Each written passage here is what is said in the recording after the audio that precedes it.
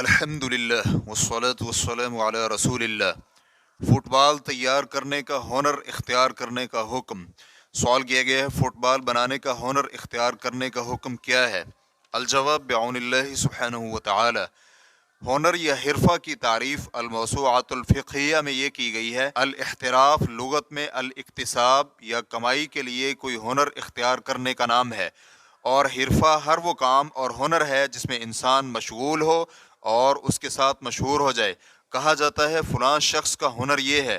اور اس سے ان کی مراد اس کی عادت اور کمائی کا طریقہ ہوتا ہے، اور یہ اس معنی میں صنعت و کام کے مترادف ہوگا۔ اور رہا پیشہ، تو پیشے اور ہنر میں کوئی فرق نہیں، کیونکہ پیشے کا معنی اور لفظ ہنر کے مترادف ہی ہے، اور ان میں سے ہر ایک سے مراد کسی کام کا ماہر ہونا ہے۔ لغوی فقہا اس میں موافق ہیں، اور وہ ہنر اختیار کرنے کو ہی حرفہ اور کمائی پر ہی اس کا اطلاق کرتے ہیں۔ ریفرنس کے لیے دیکھیے الموسوعۃ الفقہیہ، جلد نمبر 2، صفحہ نمبر 69۔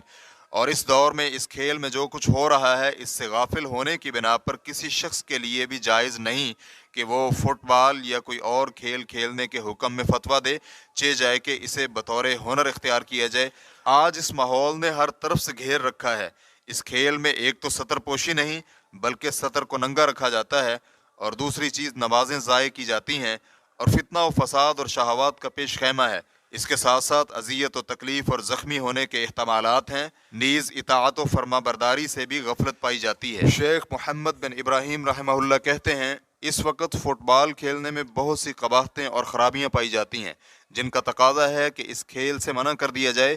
ان امور کا خلاصہ سماعت کیجیے۔ اول، یہ بات صحیح طرح سے ثابت ہو چکی ہے کہ یہ کھیل نمازوں کے اوقات میں کھیلا جاتا ہے، جس کے نتیجہ میں کھلاڑیوں اور ناظرین کی نمازیں یا پھر نماز باجماعت ترک ہو جاتی ہے،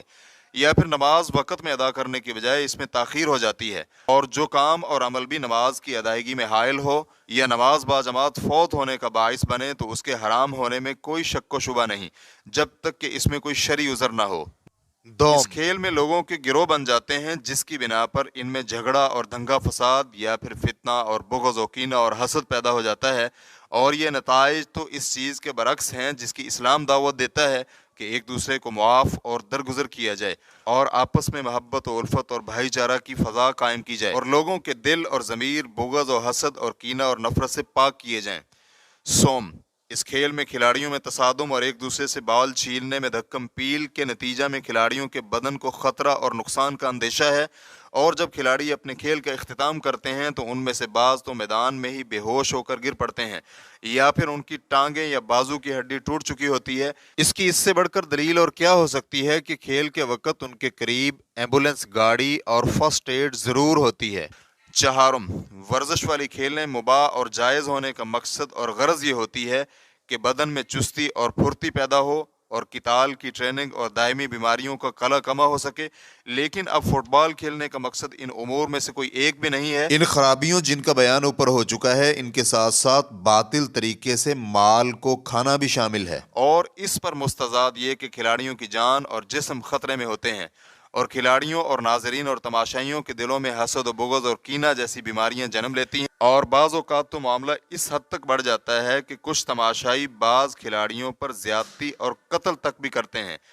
جیسا کہ کچھ ماہ قبل ایک فٹ بال مقابلہ میں بھی ہوا۔ اس کھیل کی ممانعت کے لیے صرف یہی ایک چیز کافی ہے۔ ریفرنس کے لیے دیکھیے فتاوی ابن ابراہیم، جلد نمبر 8، صفحہ نمبر 116 تا 117۔ لیکن اگر یہ کھیل اس لیے کھیلا جائے تاکہ جسم قوی اور چست ہو، یا پھر کسی بیماری کے علاج کے لیے کھیلا جائے، اور اس میں کوئی بھی ممنوعہ چیز نہ پائی جائے، تو پھر یہ جائز ہوگا۔ شیخ محمد بن ابراہیم رحمہ اللہ کہتے ہیں، اس طرح کے کھیلوں میں اصل تو جواز ہی ہے، جبکہ یہ کھیل بامقصد اور مذکورہ قباحتوں سے بالکل خالی ہوں، جیسا کہ ابن قیم رحمہ اللہ نے اپنی کتاب الفروسیہ میں اس کی طرف اشارہ کیا ہے، اور شیخ تقی الدین ابن تیمیہ رحمہ اللہ وغیرہ نے بھی اسے بیان کیا ہے۔ اور اگر اس میں جہاد کی ٹریننگ اور آگے بڑھ کر حملہ کر کے پلٹنے کی ٹریننگ ہو، اور دائمی بیماریوں کا قلع کما کرنے اور اسی طرح روح کو مانوی تقویت دینے کے لیے ہوں، تو اس وقت یہ مستحبات میں شامل ہوں گے۔ اس کے ساتھ ساتھ کھیلنے والے کی نیت بھی بالکل ٹھیک ہونی چاہیے، اور سب کے لیے شرط یہ ہے کہ نہ تو اس میں جسم کو ضرر اور نقصان ہو،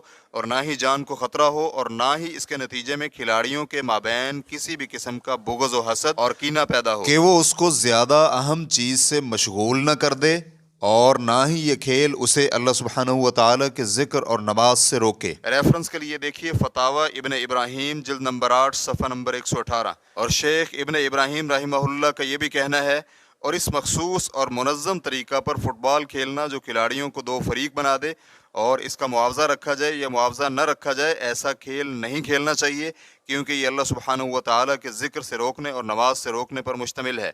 اور اس کے ساتھ ساتھ باطل طریقے سے مال کھانے پر بھی مشتمل ہو سکتا ہے۔ تو اس طرح یہ جوا اور قمار بازی کے ساتھ مل جائے گا، جس کی بنا پر یہ کھیل بعض وجوہات کی بنا پر شطرنج سے مشابہ ہوگا۔ لیکن ایک یا دو شخص فٹ بال کو لڑکاتے پھریں اور پھر اس سے کھیلیں جو غیر منظم ہو، تو اس میں کوئی حرج نہیں، کیونکہ یہ کسی ممنوع کام پر مشتمل نہیں۔ ریفرنس کے لیے دیکھیے فتاوی ابن ابراہیم جلد نمبر 8 صفحہ نمبر 119، اور اسی طرح سوال نمبر 22305 کے جواب میں فٹ بال کھیلنے کے جواز کی شروط کا بیان ہو چکا ہے، اس سے استفادہ کیا جا سکتا ہے،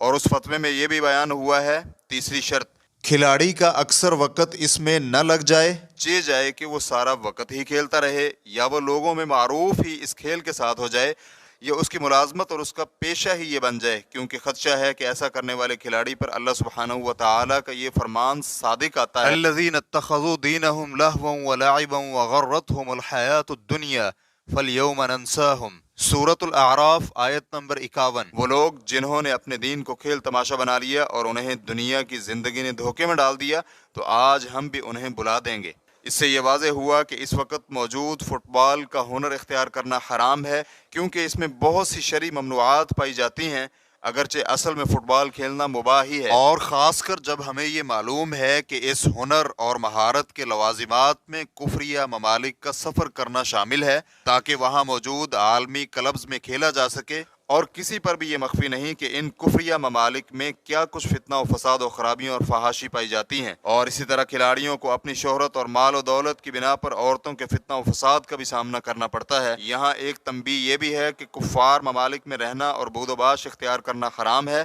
اور بغیر معینہ شروط اور ضرورت کے وہاں رہنا جائز نہیں، اور اس کا بیان اس سے قبل سوال نمبر 27211 کے جواب میں گزر چکا ہے۔ واللہ تعالی اعلم۔ اسلام کیو اے ریکارڈنگز، مؤسسۃ الشیخ محمد صالح المنجد، المملکۃ العربیۃ السعودیہ، فتویٰ نمبر 75644۔ والسلام علیکم ورحمۃ اللہ وبرکاتہ۔